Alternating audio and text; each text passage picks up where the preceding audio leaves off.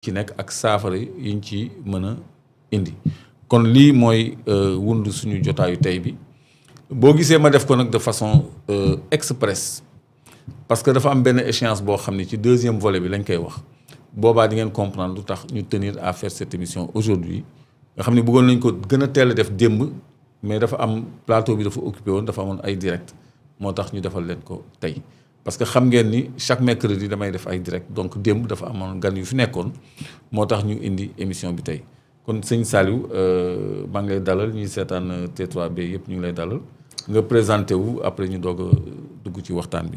salaamaaleykum monsieur Clédor Sène. di nuyu seen téléspectateurs yi. di nuyu aussi bépp téléspectateur bi nga xam ne mu ngi leen di suivre à travers vos différentes plateformes. numériques. di nuyu aussi les techniciens qui sont derrière et que malheureusement kenn du leen gis et que ñoom ñooy abattre ce travail extraordinaire. man maa ngi tudd Saliou Sarr Sy. bokk ci ay organisations ouvrières yu bari.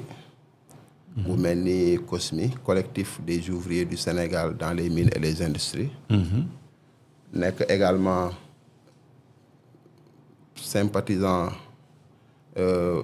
Pour ne pas dire membre de ACTSS, Association des chaudronniers, soudeurs et tuyauteurs du Sénégal, et que ñu nekk ñoom ACTSS ak COSMI ils travaillent de manière étroite en parfaite collaboration pour le développement de l'industrie sénégalaise. Soudeur et tuyateur, hein? Soudeur et tuyateur. Lan mooy différence bi soudeur ak tuyateur. Soudeur et tuyateur. C'est pas que loolu rek du nekkul rek moom mooy métier yu nekk dans le milieu de l'industrie. Dans le milieu de l'industrie on peut compter au minimum 15 métiers. yoo xam ne ñi ngi ci dans l'industrie. yoo xam ne ni c'est visible ñëpp dañ mën nañ ci teg loxo. même à travers sa plateforme bi nekk ci derrière en face de nous. gis nañ ay bacs des réservoirs. des réservoirs d'hydrocarbures. Ça les Sénégalais ñoom ñoo koy defar. boo demee par exemple mën nañ ci citer ñaar ba ñett. boo demee au niveau de la SAR. Société africaine de raffinage. réservoir yi fa nekk yëpp Sénégalais yi ñoo ko defar. Ah bon? waaye ñoom Sénégalais yi ñoo ko defar. et il y a un de ces réservoirs c'est moi-même qui l'ai contrôlé. avec un bureau de contrôle qui s'appelle ABS. expert. ñoo def tout ce qui est contrôle non destructif. moom lañ koy wooyee pour ces pièces là. et au niveau des métiers yu ma doon wax am na plus de 15 métiers. am na lu ñuy wax la soudure. dinañ ci ñëwaat. am na lu ñuy wax aussi la tuyauterie. am na lu ñuy wax le sablage. am na lu ñuy wax la peinture. am na la partie électrique am na ñuy def électricité di def instrumentalisation. Plomberie. Non, plomberie d'ailleurs c'est au niveau de la tuyauterie. Parce que plomberie souvent bu ñu koy def c'est au niveau domestique. moo tax ñuy wax plomberie par rapport ak. kon yéen terme tuyauterie mooy désigner plomberie ci yéen. plomberie tuyauterie moo koy symboliser ci ñun. d'accord parce que bu ñuy wax tuyauterie c'est par rapport ak diamètres yu mag. les gros diamètres. alors que plomberie souvent c'est les petits diamètres. donc loolu moo nekk milieu industrie bi et comme nu ma ko laajee tout à l'heure lan mooy tuyauterie nu ma la ko mën a expliquer moom la ñuy wooyee en d'autres termes isométrie. moom moo lay tax nga mën a defar ay canal. ay tuyaux yoo xam ne da nga leen di taqale. façonné ko avec des plans isométriques.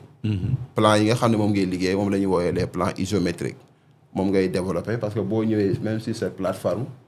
lépp ngay gis mu def ni jaar ci rack bi.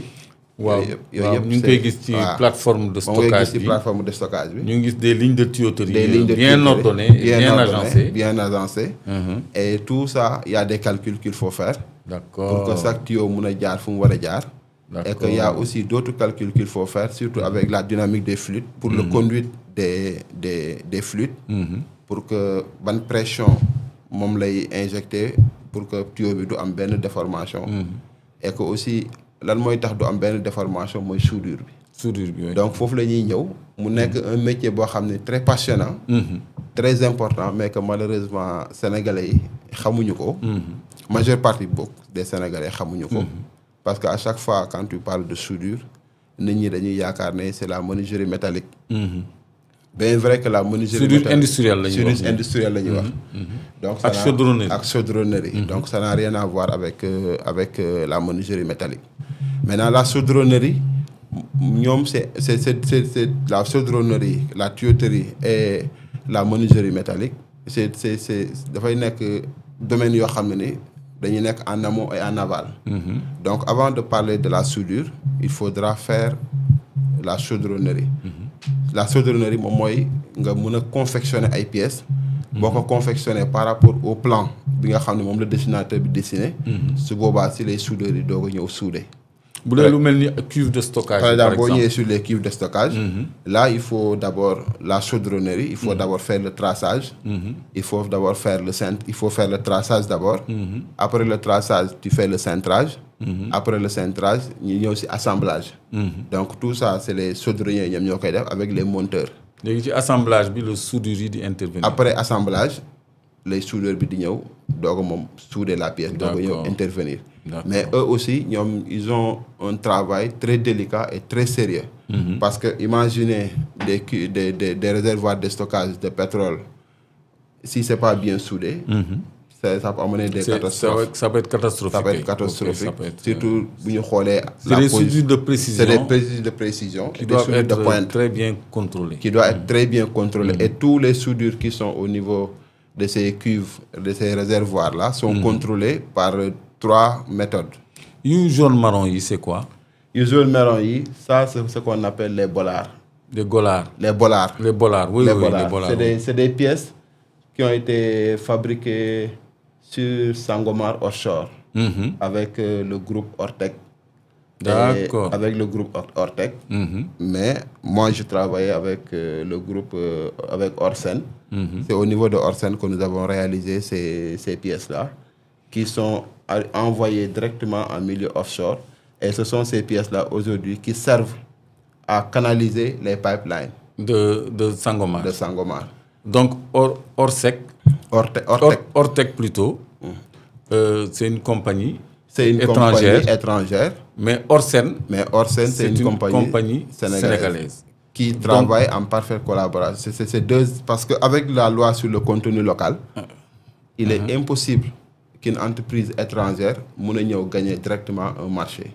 Très bien. Foofu laa bëggoon taxaw tuuti pour xamal nit ñi ni contenu local lu am solo la parce que Ortec compagnie bu nekk bitim réew la buy yëngatu ci soudure ak tuyauterie bu ñëw fii gagner ay marché ci plateforme Sangomar mais la loi sur le contenu local daf ko sas pour mu liggéey ak entreprise sénégalaise xawma Paris nan lañ ko définir mais toujours est-il que entreprise sénégalaise bi tudd Orsen nga xam ni ab sénégalais moo ko moom te ab ay sénégalais ñoo ciy liggéey moo lëkkaloog entreprise étrangère boobu pour defar soudure yeeg tuyauterie yi nga ñu woon ci Sangomar. Effectivement. kon am na ay sénégalais yoo xam ne am nañu expertise liggéey boobu ci plateforme yi. Effectivement.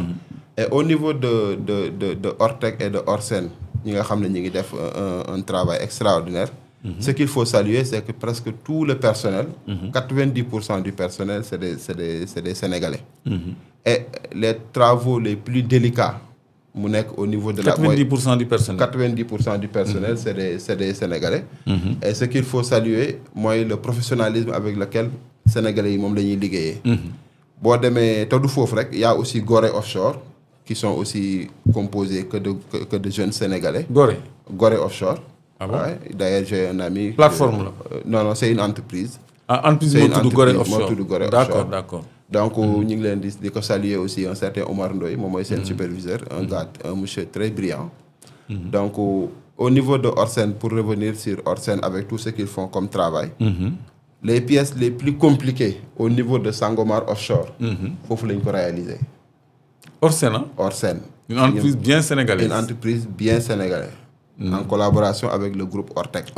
Il faut réaliser toutes les pièces aujourd'hui qui servent d'extraire le pétrole de Sangomar au niveau de la plateforme. D'accord. Que ce soit les goosenecks, qui sont les têtes de puits, que ça soit...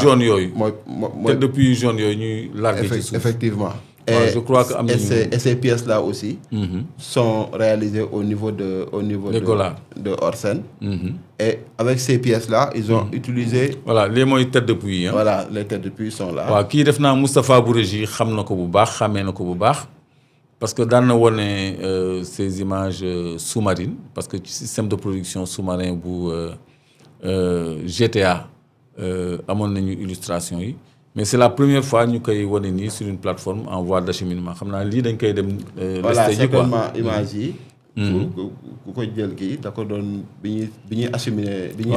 Transport, c'est le transport des têtes de puits. Mais c'est des pièces qui ont été réalisées au niveau de Orsen. Ah oui, Orsen. Au niveau de Orsen. Ah bon? Ici, au niveau de Mbao, il faut réaliser toutes ces pièces-là. Extraordinaire. Et toutes les pièces que vous voyez ici, c'est des Sénégalais qui l'ont soudé. Sénégalais, ils ont soudé. Avec pratiquement 0% de réparation. Et qu'il y avait 3 pays qui nous choisiront pour réparer. Pays, les Deagle dans l'eau. Exactement. Pour extraire l'hydrocarbure en tête de puits. Exactement. Et ces pièces-là, c'est extraordinaire. On avait choisi... mais l'île est cher, des têtes de puits. Ça coûte cher. Mais ça coûte excessivement cher. Oui, j'imagine que ça coûte excessivement cher. Confectionné ou assemblé ou fii lañ ko confectionné réalisé ko fii lañ ko defaree Sénégal fii. C'est extraordinaire. La ñu defaree tous les soudures fii lañ ko réalisé nekkul benn pièce boo xam ne nii dafa dem feneen fii lañ ko defaree. Et ñu ko soudé aussi c'est des Sénégalais fii la ñu nekk. Fii lañ jàngee soudure. Et ils font partie des meilleurs soudeurs d'Afrique. Et cette soudure là aussi il y a d'autres soudures bi nga xam ne moom la ñuy wooyee les beneen soudure bi nga xam ne moom mooy le Lincolnel. Ça va war ñu tête de puits yu nekk ci biir ndox mi. Par comparaison à ces têtes de puits en transport. Voilà. Aujourd'hui Sénégalais yi ñoom ñoo fa nekk di ko liggéey. Et ce qui est heureux mooy c'est des nouveaux types de soudure yoo xam ne avec des nouveaux types de contrôle. Parce que ces pièces là bu ñu ko soudé ba pare il faudra faire ce qu'on appelle un contrôle par endoscopie. Voilà, endoscopie. waaw foofu la ñuy ñëw nag parce que loolu war nga ma image wu endoscopie. Endoscopie mooy benn appareil boo xam ne comme fibroscopie dañ koy dugal ci biir tuyau yi ñuy soudé. N'est-ce pas? Effectivement mu filmer tuyau yi. Effectivement pour xool soudure bi ndax jaar na yoon wala jaaru yoon. mooy lii ñu Moustapha di wax ni la régie nous suit très bien. Effectivement appareil bii mooy endoscopie. Voilà xam naa ni xëy na du mën a leer ci nit ñi mais bu ñu xoolee ci écran bi. dañu gis benn rainure boo xam ni soudure bi lay représenté rainure bu grise boobu. Effectivement donc loolu dafa jóge ci benn tuyau bu ñu dugal ci tube bi ñu doon soudé nii tuyau bee nekk nii. pour xool ci biir li ñu soudé qualité bi na mu mel. donc kii téye tuyau bi nii kan la. c'est moi qui est en train de contrôler la pièce. D'accord. Cette contrôle-là, on l'appelle l'endoscopie. Endoscopie. C'est un contrôle non destructif qui te permet de savoir comment est la structure interne de la soudure. Est-ce que la soudure a des défauts? Parce que pourquoi ce type de contrôle-là? Maintenant, elle est beaucoup plus sophistiquée, mais en même temps permet, au moment où tu contrôles, permet les autres de travailler. D'accord. Parce qu'avant... Ça n'entrave pas le travail. Ça n'entrave pas le travail, ça n'entrave pas la productivité. Pourquoi nous choisir maintenant ces types de contrôle-là? Il y a un autre contrôle aussi qui s'appelle la magnétoscopie ou l'ultrason. Parce qu'avant, on utilisait la radiographie. La radiographie qui est également utilisée dans le domaine de la médecine. Radiographie, avec la radiographie industrielle, c'était impossible de faire la radiographie et de travailler en même temps. Parce qu'au niveau de la radiographie, il y a des ondes qui peuvent émettre des dommages sur le corps de la personne. Donc du coup, la radiographie, on tend à l'éliminer pour utiliser d'autres méthodes de contrôle qui ont influence sur la santé de la personne. D'accord. Ça, c'est extraordinaire. Et man, li ma bett ci affaire bi yëpp mooy tête de puits yi ngeen di confectionner parce que am naa sama benn rakk bu mu fi doon invité Kader Koma nga xam ni moom spécialiste la ci lifting mais ñoom nee nañu bu ñuy lifter ay tête de puits dañuy jël énormément de précautions parce que c'est des pièces qui coûtent trop cher. Man musuma xalaat ni une société bu mel ni Orsen bu nekk Sénégal en collaboration avec Ortec mën nañu réaliser ce type d'ouvrage parce que man foogoon naa ni dañ koy importer rek ñëw indi ko donc lii day renseigner ci potentiel humain ci qualité ressources humaines yi Sénégal am en offshore en onshore mais en technologie mais fàttali ko rek benn événement tuyau Kër Momar Sarr bi am na benn année dafa tojoon. en 2013. 2013 mu nekk une structure en Y mu posé woon ñu problème trop ba ñu waroon a dem France commandé ci benn pièce bu mel noonu mais finalement je crois que Dakarnave xaw ma. la SEMA la woon. la SEMA la construction métallique africaine. waaw une société sénégalaise ñoom ñoo defar. ñoo réparé pièces la structure en V à l'identique en attendant ñuy commandé beneen à l'extérieur te def naa ñoom bi ñuy commandé bi mu ñëwee sax soxlaatul woon ñuy installer pièce bu bees boobu donc loolu je crois que liggéey la boo xam ni autorité politique yi yaakaarul woon ni xarañteef bi amoon na ko fii ba koy sàkku ji bitim réew laata li mu commandé bitim réew doon ñëw sénégalais yi nekkoon fii defaroon nañu une pièce bu mel noonu bu doon dox. effectivement donc lii mooy tëdd puits bu ñu diigal bu nekk ci géej gi. par rapport ak yi ngeen doon transporter ci plateforme bi. donc yii xalaatuma woon ñu koy mën a confectionner fii wala ñu koy assembler fii donc lu ñu jàngat la lu am solo. di saluer aussi monsieur Koma. Kader Koma xam nga ko Kader Koma xam naa ko. on a eu à parler pas mal de fois. même ñoom lifting yi ñuy def moom ku bëgg ci compte ku bëgg. défenseur contenu local moom défenseur contenu local effectivement. Même les pièces là yu leen di servir de faire le lifting. Ces pièces là ont été réalisées ici. Ah oui. Au niveau de Orsen.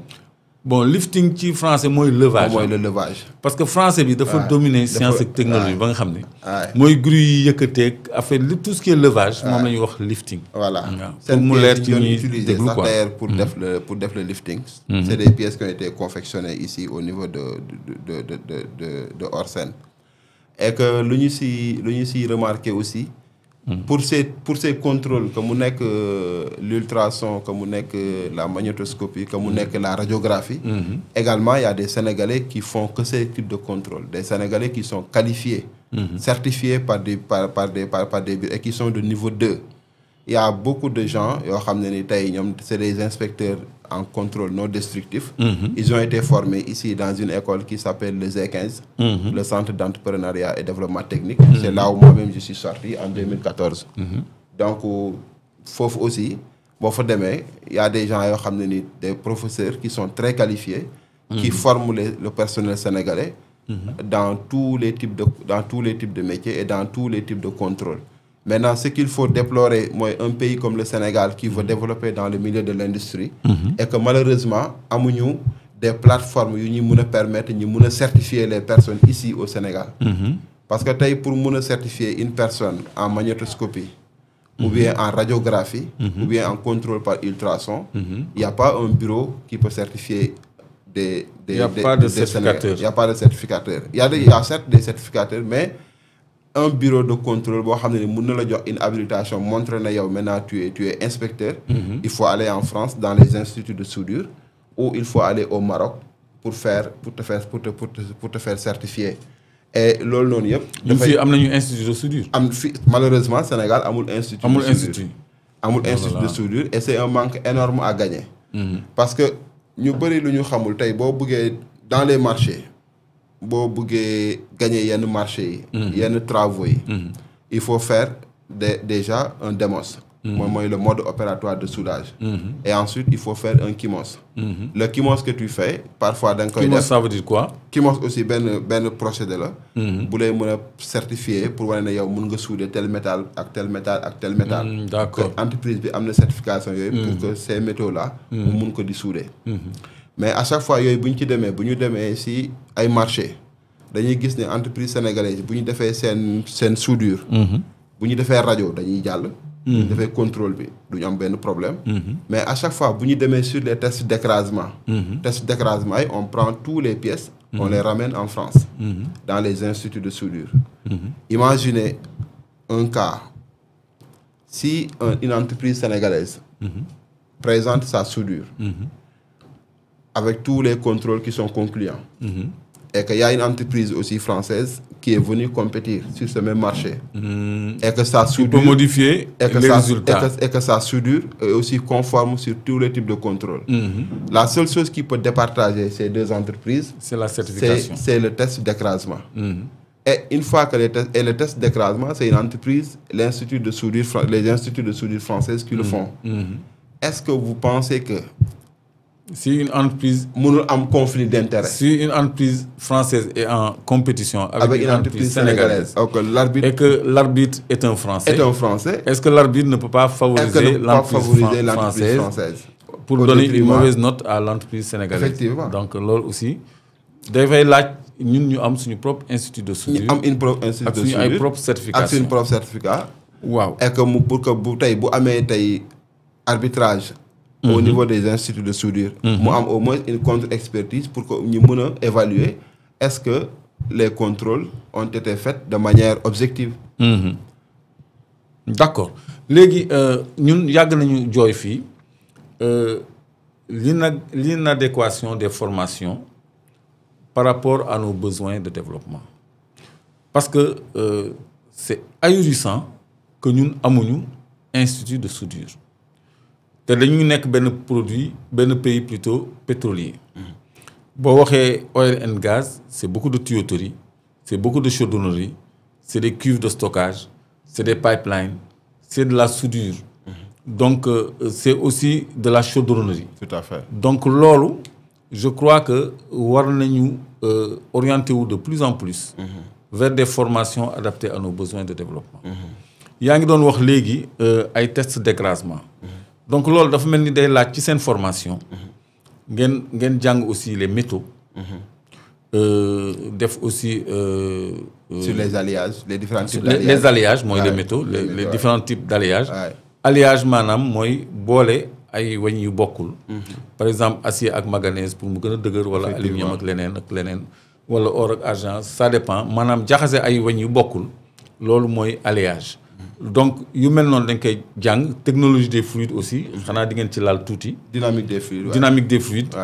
Pour les contrôles de pression. Les contrôles de pression. Et de résistance des tuyauteries par rapport au flux ak pression yi fay jaar. Tout à fait. Donc pour nit ñi bañ a gis soudure bi kese parce que après bu ngeen di def ay test tuyau bi nga xam ni day jàllale pression warul bokk résistance ak tuyau bi nga xam ni day jàllale benn flux bu amul benn pression. Absolument. Donc loolu je crois que formation la boo xam ni bu ko ay sénégalais amee dafay baax ñu fësal leen ci jamono joo xam ne ñu ngi bëgg a jëmmal contenu local bi. Contenu local bi mooy entreprise sénégalaise yi. Mën nga ma commenter image yi. waaw image yi c'est les Gousnek. Gousnek mooy yu ndaw yi. moom mooy yu ndaw yi. yële mooy les bollards. Voilà yële mooy les bollards. yu jaune marron yi. Et toutes ces pièces là ont été réalisées ici au Sénégal. Toutes ces pièces là te lii yëpp ci plateforme Sangomar bi la jëm. yëpp ci plateforme Sangomar bi la jëm. parce que xam nga lii ñun gisuñu ko woon. yaa ñu jox occasion ñu gis lii. nga xam ni ci plateforme Sangomar bi la jëm. te ay sénégalais ñoo ko defar ci seen loxo. Et pour précision, toutes ces pièces-là, c'est moi qui étais le responsable. C'est moi qui gérais tout ce qui est suivi travaux. Ah oui. Ouais, au niveau des bollards comme au niveau des Gousnek. Et au niveau des bollards, les types de contrôle que nous avons fait, c'est l'ultrason et la magnétoscopie. Magnétoscopie. Ouais, la magnétoscopie, c'est un contrôle beaucoup plus... C'est un contrôle qui n'est pas très sophistiqué. Mais en même temps, ils ont mis un autre type de contrôle qui est l'ultrason, qui est beaucoup plus sophistiqué. Et là aussi, c'est ma photo qui est ici. Et ça, c'est les transportation femmes. Ce sont ces pièces-là qui ont permis de transporter les Gousnek en mer. En mer. On les appelle les transportation femmes. Transportation femmes. Ouais. D'accord. C'est des plateformes qui servent à transporter les Gousnek au niveau de la mer.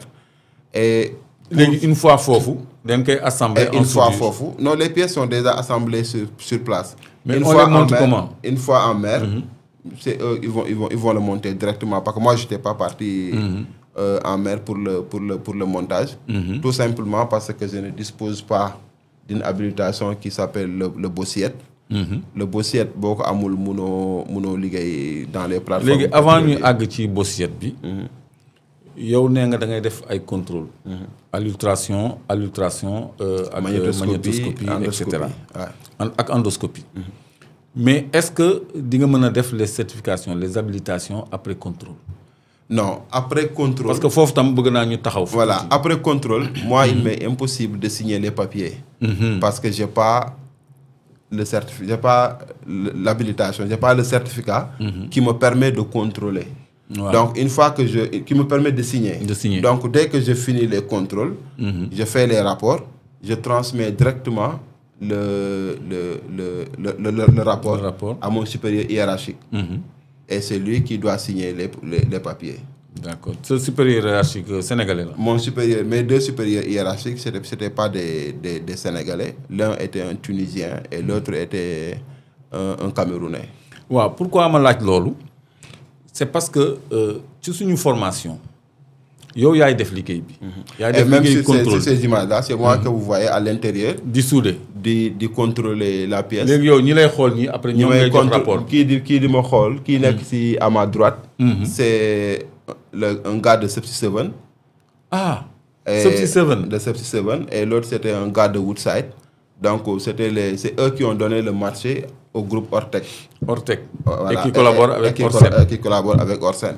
Donc c'est les gens de Sepsi 7 qui venaient superviser les contrôles après soudage. Et c'est moi qui faisais le contrôle à l'intérieur du gooseneck. dafa mel ni endoscopie nga yor nii. Ouais, ça c'est de l'endoscopie, c'est un contrôle par endoscopie. mooy loolu nga xam ni day indi image comme ni ñu ko wanee woon sànq pour xool qualité soudure bi. donc boo gisee ma laaj la question boobu. Et pour une précision, parce que tout à l'heure vous avez dit l'adéquation des formations à nos besoins de développement.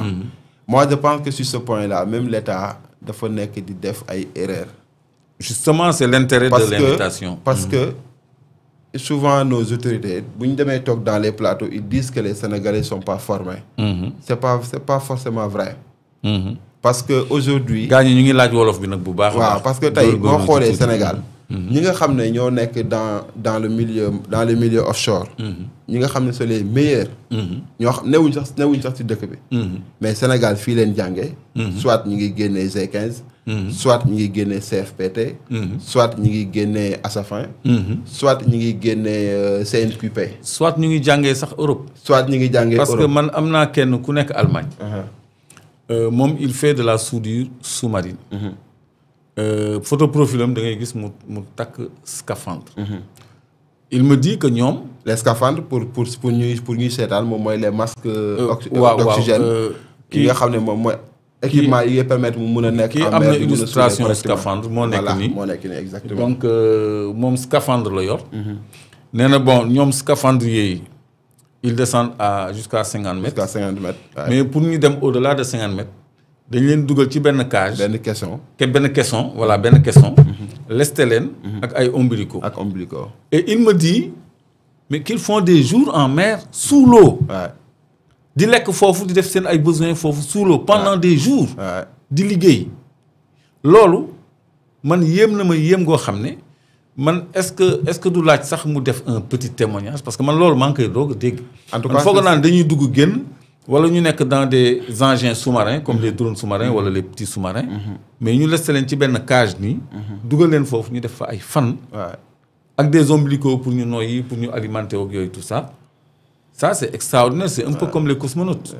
Parce qu'il y a aussi des sous-marins. Je pense que au niveau de Dakar Nav, Dakar Marine, je pense qu'ils ont des sous-marins. En tout cas, il y a des marins qui, à chaque fois qu'ils ont un bateau, au niveau des cales de sèche, ils ont pour positionner les bateaux pour que nous puissions des réparations. Et je pense que je connaissais un ami qui était dans ce domaine-là aussi. Mais je pense qu'il n'est plus au Sénégal. Et c'est ça le danger aussi. Parfois, le personnel sénégalais est en train de migrer vers le Canada. Voilà, les gens qui ont fait pour nous, il y a des travail, il y a des travail de contrôle. Vous avez le contrôle. Mais si vous contrôlez, vous devez certifier le contrôle par une habilitation. Impossible. Vous êtes obligé de dire que les Tunisiens ou les Camerounais, c'est des Africains. Camerounais, doog a mën a signer ni lii ñu liggéey baax na. te pourtant yow yaa contrôlé baaxaay bi. xëy na sax yaa ko soudé. donc def nga contrôle bi nga xam ne yow mënoo joxe certification bi mënoo joxe habilitation bi. parce que formation bi àggul ba foofu. effectivement léegi pour formation bi àgg ba foofu il faut quoi parce que yaa ngi doon wax ci formation wu nu mu tudd bi leen tere dem en offshore. muy kii bi Bosiyet bi. moo tax bi nga balaa ngay dugg ci Bosiyet bi. ma taxaw fii ba pare. après ñu enchaîner ci Bosiyet bi ngay gis ni toujours ça c'est les gens de Woodside. Donc ils étaient venus assister à un contrôle qu'on faisait sur un gooseneck. Mais dañuy boo contrôler tout est ok tout est bien. Mais doo mën a signer benn papier. Et c'est dommage. Et que foofu mooy c'est là où ça fait très mal. waaw donc foofu la ñu war a mottali ci formation parce que da ngeen di liggéey keneen jëriñoo ko. parce que du man rek maa nekk d'ailleurs dans cette situation. Parfois da ngay y a beaucoup de Sénégalais yu nekk dans cette situation. nga mun a def benn liggéey mais boo defee liggéey ba mu yegg doo mun a c'est pas toi qui signe. Donc bu fekkee ne yow yaa signé le papier. papier boobu moom mooy dem fii ba Europe mooy dem fii ba feneen ak feneen. Donc ku ñuy gis ne moom mooy signé foofu tout le temps day nekk des gens de la sous-région. waaw donc dañuy jàpp ne le personnel sénégalais amuñu compétence. moo tax donc ñii nekkuñu fii. D'ailleurs looloo taxoon. loolu day nëbb suñu compétence day nëbb compétence sénégalais. Or que le travail ñoom ñoo koy def. Mais yooyu yëpp dafa war a nekk des formations complémentaires. Et formation complémentaires yooyu ouvrier yëpp tey ñoo ko soxla. parce que tey bu ñu amoon ces formations complémentaires dina tax tey au niveau de Sangomar offshore ak yenn travaux yi sénégalais yi ñoom ñoo koy liggéey mais en même temps ñoom seen signature moo fi nekk su boobaa les multinationales dinañ xam ne sénégalais yi kat ñoo ko liggéey mais en même temps ñoom ñoo ko superviser. tey boo demee au niveau de la Sococim bi ñuy def l'extension de la Sococim avec le Four 6 tous les superviseurs c'était pas des sénégalais. Or te sénégalais yi ñoo réalisé chaudronnerie bi mais bu def lu dul jël des superviseurs nga xam ne ñoom ñooy war a signer les papiers on prend pas les sénégalais. yeneen nationalité léegi la ñuy jël amuñ ci benn problème. parce que ñun aussi sénégalais yi dem di liggéey feneen donc pañu ñu ñeneen ñëw fi mais quand les sénégalais ont les compétences. État du Sénégal moo war a accompagner de telle sorte que ñi war a am les habilitations yi leen di permettre. ñu mun di signer les papiers. pour montrer que ni lii doomu sénégalais yi ñoo ko signer. waaw léegi pour sénégalais yi Four 6 bu Sococim ñu bëri dañu jàpp ni nouvelle cimenterie la tellement dafa mag dafa am capacité donc bande bu rëy la boo xam ni tuyauterie chaudronnerie ak soudure kese la. boo xam ni ay sénégalais ñoo ko réalisé n'est-ce pas. Effectivement marocains yi fi ñëw def cimenterie aussi. CIMAF kan moo réalisé seen ay installations. Installation au niveau de CIMAF c'est des pièces qui ont été réalisées en Chine. En Chine waaw. Mais le montage de la cimenterie. sénégalais yi ñoo ko def. ñu ko def ñëpp c'est des entreprises sénégalaises ñoom ñoo fa nekkoon. waaw y avait des Chinois comme superviseurs. Et loolu aussi war na lu jar a taxaw la.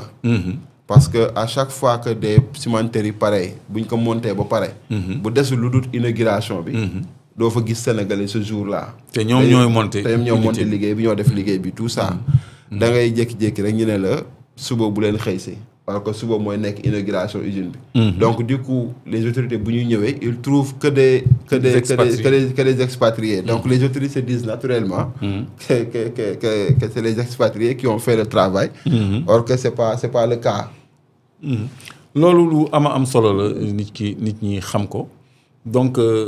nga liggéey boo xam ne après étranger bi moo koy endossé structure yu bëri yu nekk fii ay sénégalais ñoo ko liggéey donc loolu day wone rek ni état war na def accent ci ay formation en sciences et technologie parce que métier yooyu ñoo ñuy jëmale kanam ñun chaque émission bu ñuy def lii ci suñu gannaaw mooy suñu illustration te moom lii lay liggéey mooy bande yi nga xam ne dañuy stocké ay carburant chaudronnerie la maanaam tëgg ay pièces ak soudure ak taxale leen léegi bu ngeen xoolee ci seen wet dafa am ay tuyaux yu jaar fu nekk loolu mooy tuyauterie bi mu doon wax ni dafa obéir à des normes d'alliage de soudure de